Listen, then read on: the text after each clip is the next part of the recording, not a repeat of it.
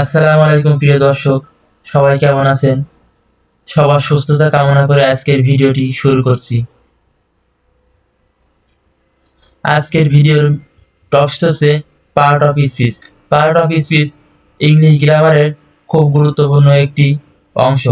তো part of speech নিয়ে যাদের সমস্যা আছে, আশা করছি আজকের ভিডিওটি দেখার পরে আর কোনো সমস্যা থাকবে না।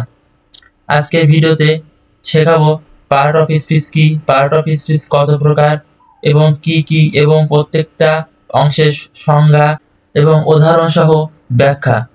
তো যারা চ্যানেলটি সাবস্ক্রাইব করেন, চ্যানেলটি সাবস্ক্রাইব করে দেন এবং পাশে থাকা বেল আইকনে ক্লিক করে দেন, যাতে নতুন নতুন ভিডিও আপলোড করার সাথে সাথে নোটিফিকেশন পেয়ে যান। তো চলুন মূল ভিডিওতে যাওয়া যাক। Part of speech. পার্ট শব্দের অর্থ হচ্ছে অংশ এবং স্পিচ শব্দের অর্থ কথা বা বাক্য। সুতরাং বাক্যে ব্যবহৃত প্রত্যেকটি অর্থবোধক অংশ বা শব্দকে পার্ট অফ স্পিচ বলে। Example: Aiman Sadiq is a small boy but he is very intelligent. বাক্যটিতে Aiman Sadiq subject, is verb, small adjective, boy noun, but conjunction, he pronoun, is verb, very adverb, intelligent adjective. এই 10টি অর্থবোধক অংশ বা শব্দ রয়েছে, সুতরাং এদের প্রত্যেকটি part of speech. Part of speech কত প্রকার বা কি কি? পার্ট অফ স্পিচ মূলত 8 প্রকার: noun, pronoun, adjective, verb, adverb, preposition, conjunction, interjection. Noun: যে শব্দ দ্বারা কোনো কিছুর নাম বোঝায় তাকে নাউন বলে। Example: Dhaka is the capital of Bangladesh. Dhaka বাংলাদেশের রাজধানী। এখানে ঢাকা একটি noun. The horse is a faithful animal. ঘোড়া একটি বিশ্বস্ত প্রাণী। Honesty is the best policy. সততা মহৎ গুণ। Our team has won the game. আমাদের টিম খেলায় জিতেছে। Gold is a precious metal. স্বর্ণ একটি মূল্যবান ধাতু। উপরের সেন্টেন্সগুলোতে Dhaka, the horse, honesty, team, gold সবগুলো এক একটি নাউন।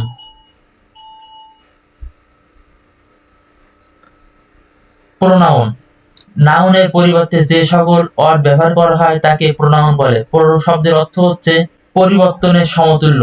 প্রোনাউন শব্দের অর্থ হলো পরিবর্তে বা নাউন সমতুল্য।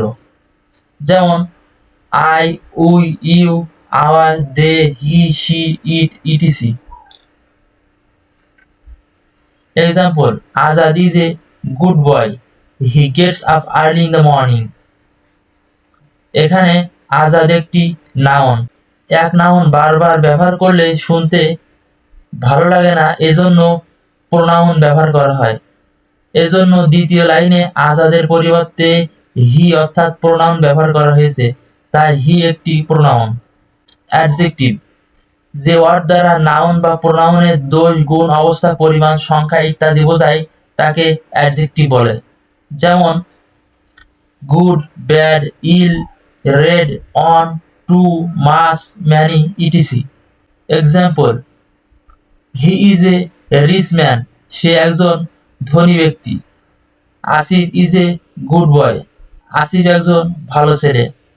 Atif has much money. আতিফের অনেক টাকা আছে। There are a lot of fishes in Padma. পদ্মায় প্রচুর পরিমাণে মাছ আছে। উপরের সেন্টেন্সগুলোতে রিচ শব্দটি হি প্রোনাউনের অবস্থা প্রকাশ করছে। গুড শব্দটি আসিফের গুণ প্রকাশ করছে। মাছ শব্দটি মানি শব্দটির পরিমাণ প্রকাশ করছে। এ লট অফ শব্দটি ফিশ এর পরিমাণ প্রকাশ করছে। সুতরাং rich, good, much, a lot of ওয়ার্ডগুলো অ্যাডজেক্টিভ। ভার্ব: যে ওয়ার্ড দ্বারা কোনো কিছু করা বোঝায় তাকে ভার্ব বলে। Example: they play football. তারা ফুটবল খেলে। Ahmed run in the sun, Ahmed রোদে দৌড়াদৌড়ি করে। উপরের বাক্যগুলোতে পেলে খেলা করা, রান দৌড়াদৌড়ি করা বা দৌড়ানো শব্দ দুটি ভার্ব। অ্যাডভার্ব, যে ওয়ার্ড কোনো ভার্ব, অ্যাডজেক্টিভ, অ্যাডভার্বকে মডিফাই বা বিশেষায়িত করে তাকে অ্যাডভার্ব বলে। যেমন অ্যাটেন্টিভলি মনোযোগ সহকারে, কোয়েটলি শান্তভাবে, স্লোলি ধীরে সুস্থে। এক্সাম্পল, রিফাত রিডস বুক অ্যাটেন্টিভলি, রিফাত মনোযোগ সহকারে বই পড়ে। হি ওপেনড দ্য ডোর কোয়েটলি, সে শান্তভাবে দরজাটি খুলল। হি ওয়াকস স্লোলি, সে ধীরে সুস্থে হাঁটে। প্রথম সেন্টেন্সটিতে রিডস ভার্বকে অ্যাটেন্টিভলি, ওপেন ভার্বকে কোয়েটলি, ওয়াকস ভার্বকে স্লোলি মডিফাই করেছে, তাই অ্যাটেন্টিভলি, কোয়েটলি, স্লোলি এগুলো অ্যাডভার্ব। প্রিপজিশন, যে ওয়ার্ড কোনো নাউন বা প্রোনাউনের পরিবর্তে বসে, নাউন বা প্রোনাউনের সঙ্গে সেন্টেন্সের অন্তর্গত অপর কোনো ওয়ার্ড এর সম্পর্ক প্রকাশ করে তাকে প্রিপজিশন বলে। যেমন of, off, on, about, at, in, to, into, for, before, after, etcetera. Example, the book is on the table, বইটি টেবিলের ওপর। He live in the village, সে গ্রামে বসবাস করে। I wake up at 6 o'clock, আমি 6টার সময় ঘুম থেকে উঠি। উপরের সেন্টেন্সগুলোতে on, book and table, in, he and village, at, I and clock এর মাঝে সম্পর্ক তৈরি করে, এজন্য on, in, at preposition. Conjunction, যে ওয়ার্ড দুই বা ততোধিক ওয়ার্ড, ফ্রেজ বা ক্লজকে যুক্ত করে বা এর মাঝে সংযোগ স্থাপন করে তাকে কনজাংশন বলে। যেমন and, but, or, etc. Example, Asif and Araf is friend, Asif এবং আরাফ দুজন বন্ধু। He is small but intelligent, সে ছোট কিন্তু বুদ্ধিমান। You can work hard or you can fail, কঠোর পরিশ্রম করো নইলে তুমি ব্যর্থ হবে। উপরের সেন্টেন্সগুলোতে and, আসিফ ও আরাফকে সংযুক্ত করেছে, but শব্দটি দুটি ক্লজকে সংযুক্ত করেছে এবং or দুটি ক্লজকে সংযুক্ত করেছে, এজন্য and, but, or এগুলো কনজাংশন। ইন্টারজেকশন, যে ওয়ার্ড মনের আকস্মিক অনুভূতি, যেমন হাসি, কান্না, দুঃখ, বিষাদ, বিস্ময়, ঘৃণা, ভয় ইত্যাদি মনের ভাব বা আবেগ প্রকাশ করে তাকে ইন্টারজেকশন বলে। যেমন অ্যালাস, হুররে, ব্রাভো, উপস,